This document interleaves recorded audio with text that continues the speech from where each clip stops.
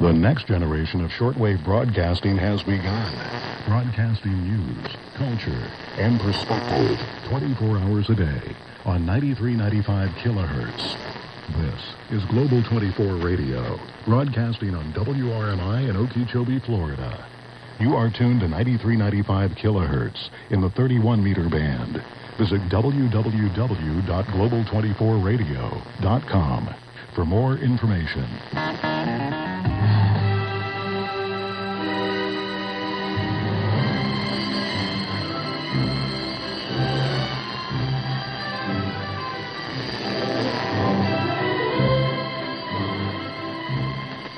And a very warm welcome to you. This is News Review from the EU News Network, on air and online at news-network.eu.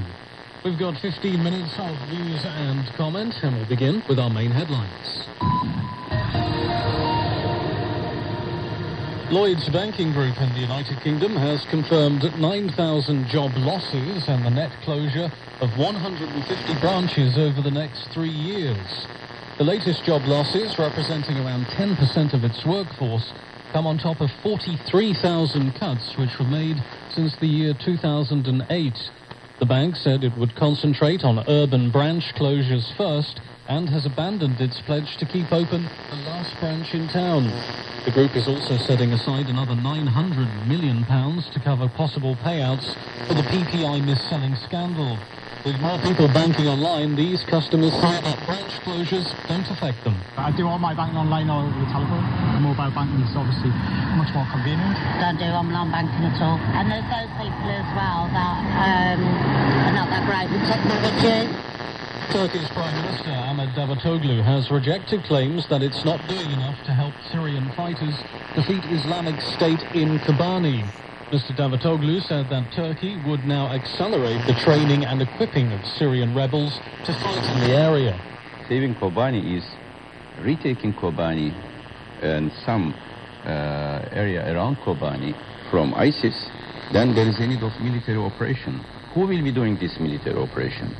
This is the question. I am really surprised and shocked when some international media accusing Turkey or expecting Turkey to do something should define what Turkey should do. If Turkish military intervenes Kobani, I am sure many of these media or international parties will criticize Turkey for intervening to another country.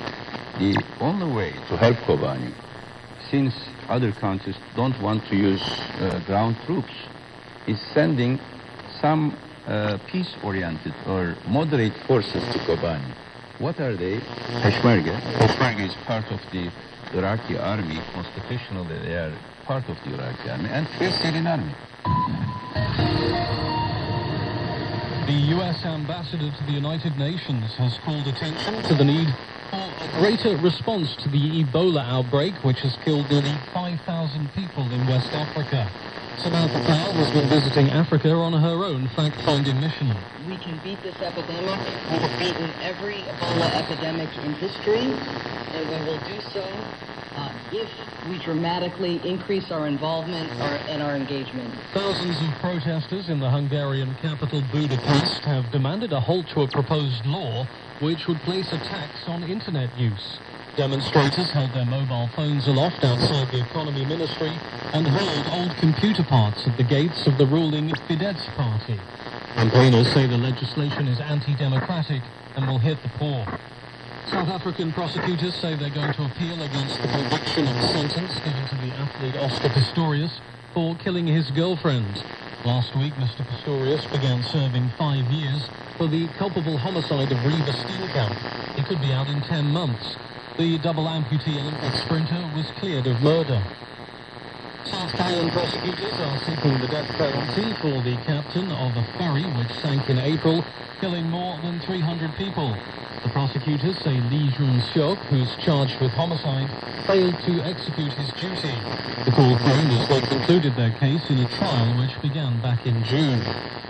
The continued disappearance of students from a town in Mexico has raised the concern of the UN Human Rights Office. Jocelyn Sambiro reports. 43 students were last seen in the town a month ago, being taken by the UN municipal police. During the operation, UN says 6 people were killed, including a 15-year-old and a student, and 17 others were injured. Ravina Shamdasani is a spokesperson for the Office of the High Commissioner for Human Rights, also with CHR. 52 people have been arrested in connection with the student's disappearance, including 36 police officers, and security forces and investigators have been deployed to Iguala in the region. We commend the establishment by the Federal Congress of a special commission to follow up on the investigation. However, we regret that these mechanisms have not yet been successful in finding the missing students, and we urge the authorities to step up their efforts to find them.